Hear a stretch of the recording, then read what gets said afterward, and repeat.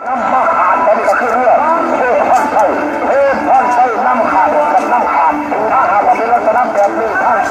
ถ้าอยู่ไม่ขอต่อก่อนนะครับจะไม่กระที่ขอไปมาเอา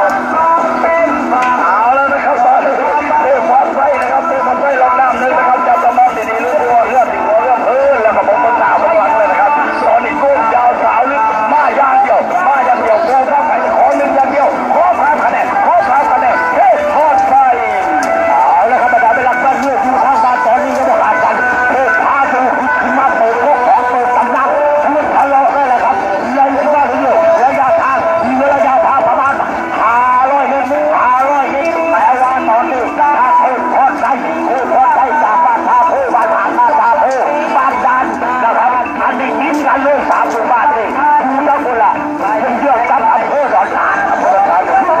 องใช้คู่ห้องแห่งสวรรค์เขตเจ้าพระจุลไก่สอนอันนั้นคือเรื่องทางธนุมานที่ผู้ฆ่าอยู่กับแต่ฆ่าจนเจ็บแก่ผู้อยู่กันไม่แต่ก็แล้วทำให้สูงกันละคะแนนตอนนี้ก็ว่าสูงไม่มีความหมายแล้วตอนนี้ตอนนี้นะครับตรงนี้นะครับสไตล์การใช้ของทางทางคือทอดใช้ใช้สไตล์ทางกลางจุดแบบนี้อ่ะอันนี้คือต่อเนื่องเป็นผู้ใหญ่เรื่องการชื่อเรื่องต่อเนื่องเรือลำนี้ชื่อจากผู้ต่อเนื่องมีขอสัญญากันบอกว่าถ้าพี่น้องบ้านท่าโพมาเห็นเรือแล้วต่อเนื่องต้องให้เธอเป็นผู้ต่อเป็นพี่น้องบ้านท่าโพนั่นเลยสไตล์แบบนี้อันนี้ขอผืนมันสไตล์นี้ในขณะที่ในลักษณะมาเรื่องน้ำเลยเรื่องน้ำบอกเองเรื่องน้ำแต่เรื่องตามเขาเรื่องตามคนที่เป็นตามแต่เรื่องตามเขาเรื่องโก้จากเขาเรื่องอย่างเรา